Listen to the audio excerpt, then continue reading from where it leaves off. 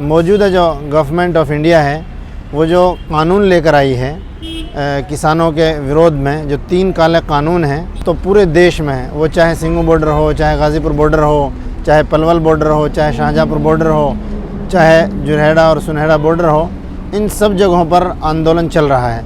देखिए, जो चाय पिलाने की जो बात है, जैसे ही आंदोलन शुरू हुए और हमने देखा कि हमारे सिख भाई, हिंदू भाई अपने अपने लंगर लगाकर किसान भाइयों की सेवा कर रहे हैं, तो हमें वहाँ से ये सबक मिला।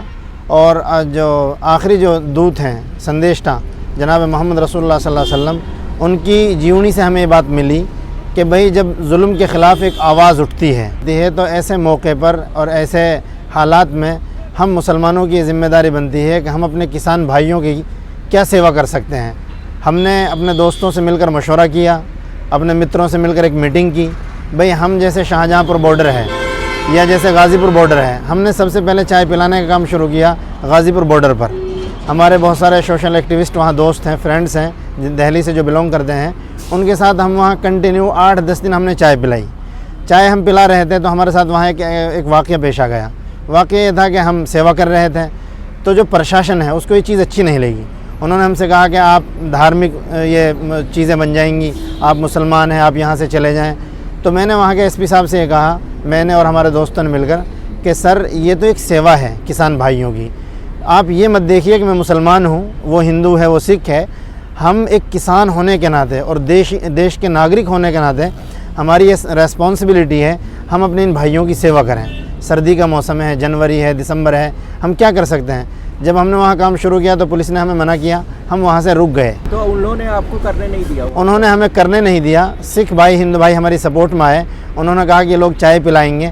हमने अपने उन भाइयों को समझाया, चलिए कोई बात नहीं, अगर प्रशासन को इस पर आपत्ति है तो हम लोग रुक जाते हैं। उनका क्या कहना था? उनका कहना ये था कि आप मुसलमान आंदोलन में आ रहे हैं तो ऐसा ना हो कि कहीं ये दूसरा रूप धारण कर ले यह आंदोलन। मैंने कहा ऐसा नहीं, हम खुद किसान हैं।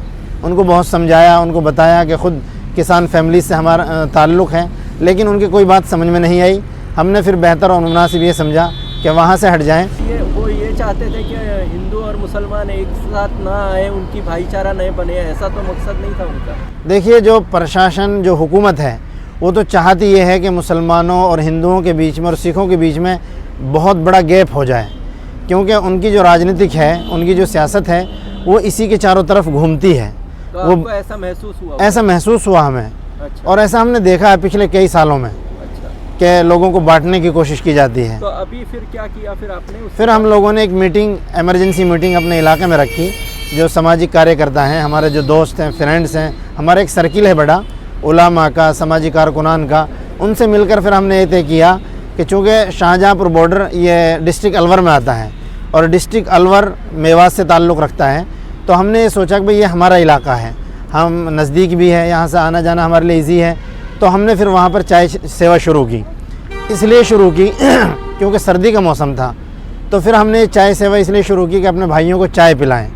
और ये चीज़ करने के लिए, चूँकि हम खुद भी किसान हैं और उस लड़ाई को लड़ रहे हैं, उसके साथ साथ जो नफ़रतें इस वक्त बहुत ज़्यादा बढ़ रही हैं देश के मुसलमानों के बीच में, देश के हिंदुओं के बीच में और देश के सिखों के बीच में, ईसाइयों के बीच में, हमने ये कोशिश की कि भाई देश के जो नागरिक हैं, वो चाहे मुसलमान हो, चाहे हिंदू हो, चाहे सिख हो, चाहे ईसाई हो, उनमें किस तरह प्रेम को और मोहब्बत को आगे बढ़ाएं।